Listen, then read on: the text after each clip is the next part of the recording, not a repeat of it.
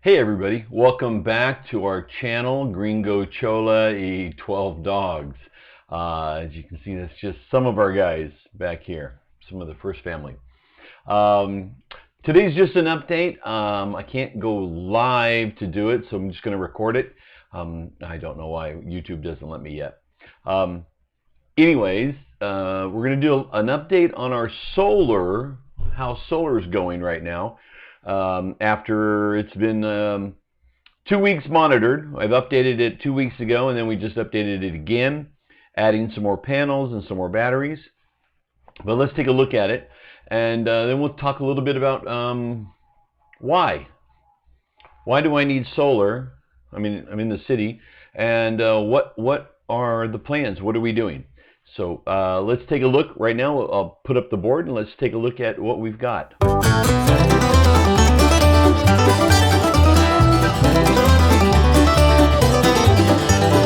I ain't got no money the first week of the month.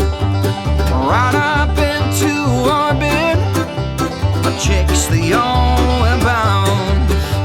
My landlord thinks a problem, a rent being overdue. What possible solution? I haven't got a clue. But at the end of the day, at the end of the day, it's all that matters. All I pray, just to feel good at the end of the day. So back again. Now here is my solar setup on my board. Okay, so as you can see right here, we have our wires coming in from our solar panels, the load and neutral. So I have each one of those is on a fusible link.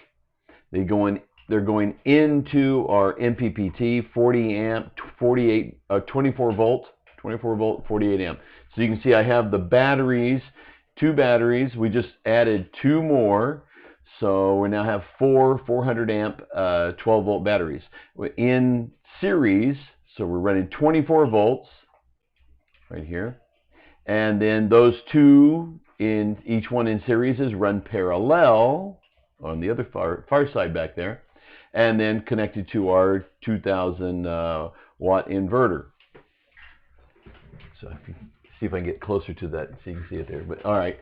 But you know, and now that one I've constructed my own 10 gauge 10 AWG wires because all of the extension cords, all of the plugs and everything like that, they're 12 or they're less. I took my surge suppressor apart, and the wires were horrible. They're tiny. So then I've hooked up a meter box so we can see what power we're getting out of this, how much we're saving from using on the house.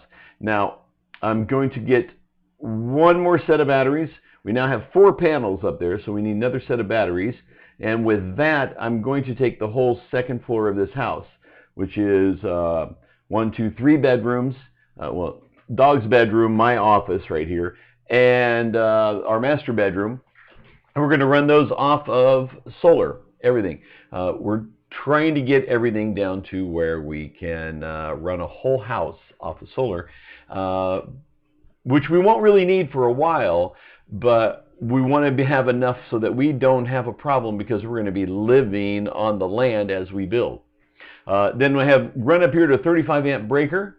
This is a 40 amp system over here, but we're running a 35 amp breaker over here to a double outlet. This is my ground bar right here, which I don't have wired to the ground of the house yet, but that will be done. So that's in the house.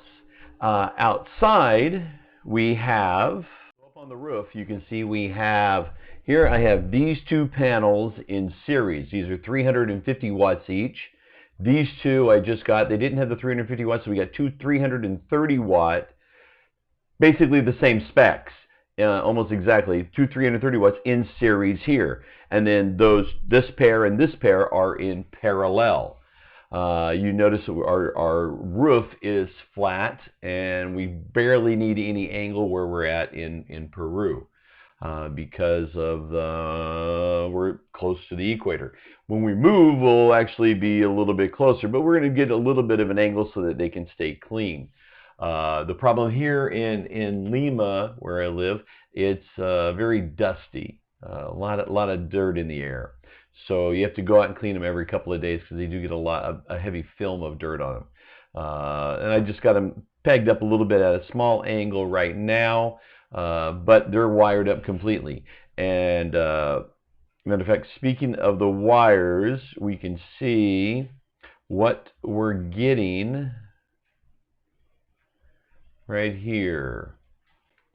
So if you take a look really close as we move into the MPPT, wired up, everything's turned on right now, and we're getting 82.9 volts and about 8 amps right now coming out of the solar panels into our batteries, and then that's run up to here, up to our inverter, and then the inverter to the meter, power meter, which we've used since putting in about 10.5 kilowatt hours.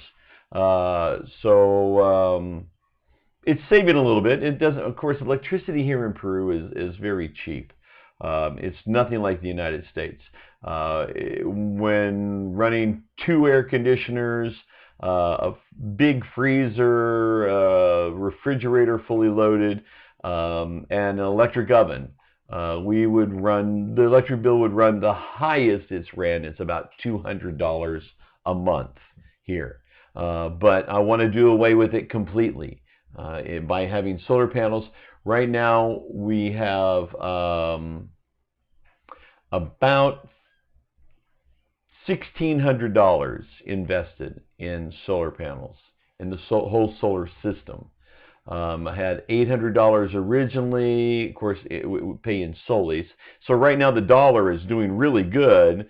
So we're getting more bang for our buck here because the dollar is up and the Peruvian sol is down, the Peruvian money. But right now I've got about $1,600 invested in it. And by the time I'm finished, maybe another 1,000, because I'm going to get 4 more panels and 4 more batteries. So we have a complete system that will run a 2-bedroom house with very little load on it, really, but completely off the grid, because where we're moving to, again, does not have electricity or water. So we're going to have to run a pump from our tanks, which we will use rainwater collection, and then everything else will be electrical except for the gas here, also very cheap, propane gas. So we're going to run complete kitchen off propane and the water heater off of propane as well. LPG, I guess they call it, low pressure gas. And because it's not that expensive, it's kind of cheap here. Peru is known for that. Now, people ask, why Peru? So let's talk about that for a minute. Give me 1 sec. We're going to switch this off and change off. So again, why Peru? Well, the dollar exchange rate is great here. The cost of living is very cheap. We have a 3-bedroom house, 3 bathrooms, good, fair living room, big dining extra room, but tiny kitchen though, tiny kitchens. They don't know how to use a kitchen here, or not how to use it, but how to build a kitchen, to be honest, in most homes. Anyways, but the cost is very cheap here. We're in a private community with the security and gates, and it very safe, very quiet normally, and we pay 1,000 soles, which honestly is a little bit high, but we have a double lot, so we have room for our dogs to have run around outside, and have a patio for them that they can go out into. and which is the most important thing. So, but 1,000 soles, which is about right now the sole is 380, let's say 385 to a dollar, so almost 4 to 1. So about 250, right? About $250. Is that about right? Anybody can figure that out? I honestly, I'm fried to try to figure out. Divided by 3.85 equals $260. So about $260 a month. Electricity right now maybe $100, $120 a month, maybe, but should be even less now that my office is on solar, because this is where almost everything is done. Everything is on the 42-inch TV here, my computers, the modem. Everything runs off of that. The only other electrical real heavy use that we use is probably the TV in the bedroom, and the refrigerator and the freezer. Right now the freezer's not on because we're trying to get stock down to just what we need so that we don't have a lot of things when we get ready to move. So cost of living, about 1/3 to 1/4 of what it is in the United States, easily. So small income or retirement fund goes a long ways here. Also, the climate. It's not cold, it's not hot. Of course, Peruvians will tell you differently, that it's freezing right now, or it's unbearable in the summertime, which it's in the 30, maybe 32, maybe 33 degrees. Not very hot. Some parts do get hotter, some parts do get colder, but average. This is the poor man's California, I can tell you right now. Basically, the same climate as San Diego, where we live right now. Lima would be about the same climate as San Diego. You get fog in the morning, it's kind of cool, sun comes out, warms up, it gets a little steamy maybe if it does get very, very warm. Other than that, you wear a sweater at night or something like that. But for me, it's perfect weather. Great for your skin, not too much here though, but I need more sunshine. But where we're going to be moving to, where our land is, it's closer. It's closer to the jungle, green all the time. Average temperature is like 75 degrees year round. It gets rain. It gets enough rain, I should say. I don't want to say a lot of rain, but it gets enough rain that we can use rainwater recovery and not have to pay for water. Filter system, things like that are all on my list. I have a giant list right over here of things that we got to do. Right now I'm trying to get the solar completed, and once that's done, then I'll move on to the water system. We've already started the security system, security cameras, which are motion detector cameras with floodlights built into them, and infrared, and they're connected to the internet, so they will get immediate leak and warnings if anybody comes on the property. Tents, we're going to be living in tents, so the sleep-in tents and the bathroom tents. This is going to be kind of maybe a little bit weird. Thank you for Martin Johnson for the way they camped and built at the beginning of theirs. We're going to try and do the same thing. Maybe a little bit better, learning from their lessons. We're going to have pallets on the ground on bricks to keep them off the wet ground when it does rain, but pallets to create a floor for where we're going to live. We've got 3 meter by 3 meter tents without a floor in them that will be going on the pallets, and then those have doors and windows that you can roll up. And then inside of that, we're going to put a 1.2 meter by 1.2 meter, I think it is, or no, it has to be bigger than that. 2 meter by 2 meter tent, like a camping tent inside there to put your mattress inside. Queen size mattress for us. Our friends that are moving with us, they have a full size or queen size also. But either way, they both fit inside these little tents, so we can zip them up, and so there won't be any mosquitoes while you sleep. Then in another of these tents, we'll have 6 of those 3x3 tents.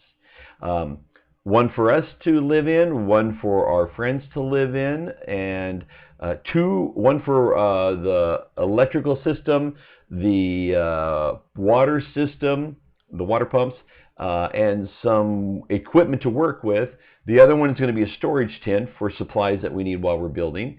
And another one is the kitchen and dining tent. And then another one is the bathroom and laundry tent, which will go over the septic tanks. As we put our septic tanks in, we will put this on pallets above it, kind of like, thank you again, Martin Johnson, at Off-Grid Living, I think is it called, right? You guys are? And I'll have to double check that. But I follow them a lot. I like the way they started out, and they gave us the inspiration to do this ourselves. Where our land is, it looks like this right here. So this is ours. That's open and cleaned off right now. Right now it's not clean. This was when we first fenced it in. So as you can see, this is all a community that they're trying to build. But we bought 6 lots. So now this is all overgrown now. I'll have to find a picture of that. But all the way down and all the way across over there, and then back up to here. That's our land. This is with the jungle we will be looking at every day. Of course, we will fence in ours with more than just the barbed wire fence, but with a real fence going around, so that the dogs can run around. They're going to love this. But this is kind of how we are right here. So we bought these 6 lots all in one. They call it a manzana here, but it's one block, so that there's nobody next to us. The closest people will be across the street here, which is right now just a dirt road. Nothing there, dirt road here. And only one person there. Most people are using these right here to grow things on them. Nobody's living there yet. I think there's one cabin up here a little bit. But so we're going to use these. Now this is 20 meters. And then you can see here we got another 8 meters and 8 meters and another almost 13 meters there. So about 40 meters, a little over 40 meters going this way, and this way each one is 10, and this one is about 9. So we got 29 meters going that way. And then we're going to build, now on these 4, 1, 2, 3, and 4, that's going to be our house. It's going to go right about where my hand is, right about there. And then the rest of this will be yard and garden and what we need to survive. Now, numbers 5 and 6, those two we're giving to our friends, and we're both building our houses together at the same time. Same style. It's my design, so I think it's going to be the easiest for us to do. That will have the most value and the most durability in the long run. So they will be building their house. Well, we will all be building another house right about there. And that way, while we're here, we can tie in everything and do everything at the same time. One, do the septic system here and do the septic system there at the same time, so that we can put the bathroom we're going to use right on top of the septic system up here. And then this down here, we're going to begin with the construction. We got to grade it out. This one will grade flat up here. But anyways, that's all coming up. We'll be talking about that as we get closer. Back to why Peru. I was here, and I didn't see any reason to go back to. As you can hear, one of the dogs is going crazy outside right now. I didn't see any reason to go back to the States. I went back to the States when I was sick for some kidney problems, because they kind of messed me up here with them. And I don't really like the doctor system here too much, but you can find some good doctors. But I'm healthy now, so I think I'm doing my best to stay healthy. So, which does remind me, having dogs all the time will keep you kind of healthy. So cost of living, retirement. When this is built, we're building this without a loan. There's no loan. We bought the land. Now, which also buying land in Peru can be cheap. Can be cheap. Depends on where you buy and what you want to buy. Now, you can buy here in Lima, right on the coast, if you want to. Yeah, too many earthquakes, and I'm expecting a big one. Besides that, this is all sandstone. This is terrible stuff. I can't even imagine why they even would want to build on that. But they have to do pilings all the way down. It's crazy. So, and with sea levels rising, who knows what's going to happen. So I'm going to live farther inland, in a nice tranquil environment, not too big of a city, but big enough that we'll have what I want, what I need, and where I can get things sent to if we have to. Other than that, it's simple. The climate is perfect. The conditions to live are good. We'll see what happens with the government now, because they did just change presidents, and the guy that they voted in, kind of a radical socialist, communist socialist, I should say, Marxist. Maybe that would be a better word, Marxist. But other than that, nothing bad about it. Nothing bad about it, really. People are good people. There's crime, like there is everywhere in the world, but we've had no problems with that. No issues. So driving is a whole different thing. We have to have a car, but because of where we're going to be living. But the thing is, you just don't really like to drive here. People do not know how to drive very well. So I'm sure I'm going to hear about things about this. If you're Peruvian, feel free to comment. I don't have a problem with it. I'm not arguing. I'm just giving my opinion. Okay. So solar works. Anybody can do it.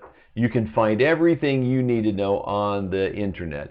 There are some great people on there. They give you very informational, very educational,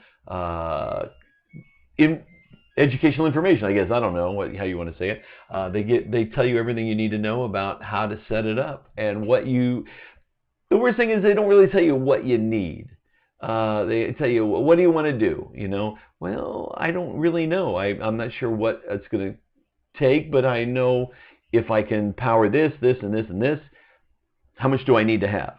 Okay. Now I will be changing out the MPPT and the inverter for a grow watt, 3,000 watt inverter charger. So that thing does it all, and it allows me to tie in a gas generator if I want to do that later also. We do have a small gas generator in case we lose power for the house before. Now that I have solar, I don't really worry about it too much. Don't really worry about it at all, really. Because if power goes out, mine stays on. So not a bad deal. Let's see. Yeah, we'll be changing that out, and that'll be probably about the only thing. And then we'll probably be using the equipment we have here. Actually, I may change it out, but may not until we're already up on the land. But because this is enough, really, right here to do everything we're going to need to do. I won't be needing the big screen TV for classes. We might need it for watching TV or something, but when we have time, not going to have a lot of time for that. But the laptop, I'll be teaching on a laptop, which I don't really like to do. Because the screen's small and the keyboard typing, things like that. But I can add keyboards and mouse to it. I know all that stuff. But I like my 42-inch. I can see everything on it, and I can open up several different things at the same time and not have to go, what does that say? I'm old enough as it is. I don't need that. I hope somebody has questions. I hope somebody has comments, and let me know what you think of the system. What can I do better? I'm limited on the things that I can find that are strictly solar. The stuff they get here is cheap. Now my panels are German, so they're very well constructed. I'm not really worried about them. Most of the electronics, though, that comes from China. And the things they bring in, things they import, are usually the cheaper things, not the high quality ones. Like I said, Grow Watt is here. It is expensive. I think it's a bit more than what I would pay in the States for it. But it's worth it. I think it's going to be worth it. Wiring, having to find good wires is a little hard, especially the thick battery cable style. Those are very hard to find.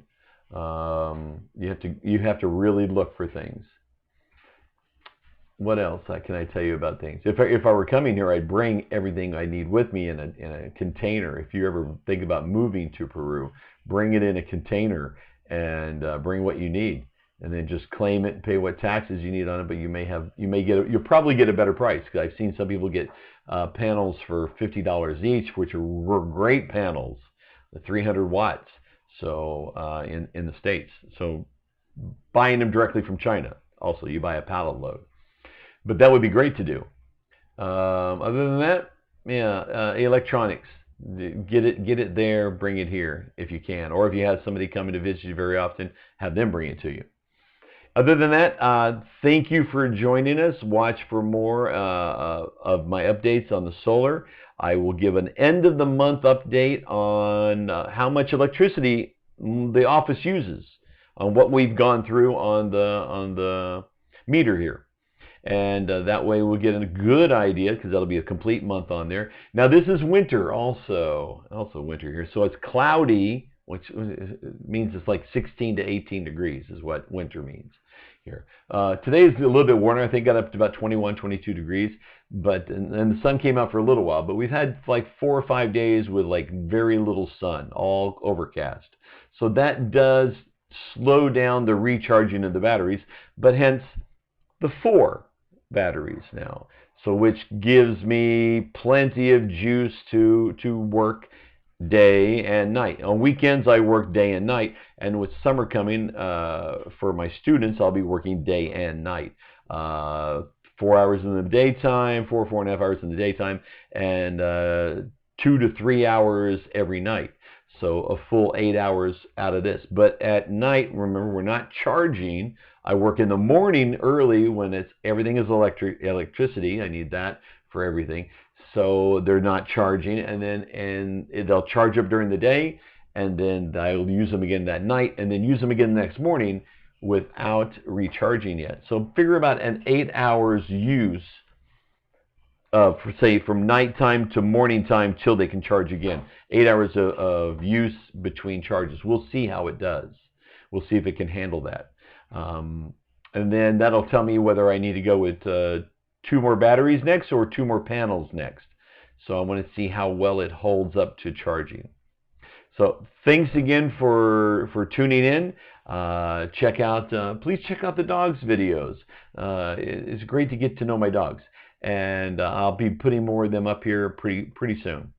And as we get closer to things, when we get our first 3 meter by 3 meter tents here, I'm going to be constructing them one up and putting it together to see how well everything's going to work before we go to the land and get there and find out it doesn't work. So I got to do that while we're here. Putting down the pallet floors, mounting the poles, all of that. I want to make sure we do it right before we get there. So, and we are on a countdown now. It's at looking at the end of middle of January. Let's just say middle of January, January 15th. We're after the holidays, and I'm going to do a countdown. We're going to figure out where we're at on that. Thanks again for coming in. Don't forget, subscribe somewhere over here. We're at one of those. Watch another video, and check us out and stay with us. Gringo, Chola, and 12 Dogs. We'll see you guys next time. Thank you. All that I can claim, I ain't got a single penny to my name. My neighbor says he's bothered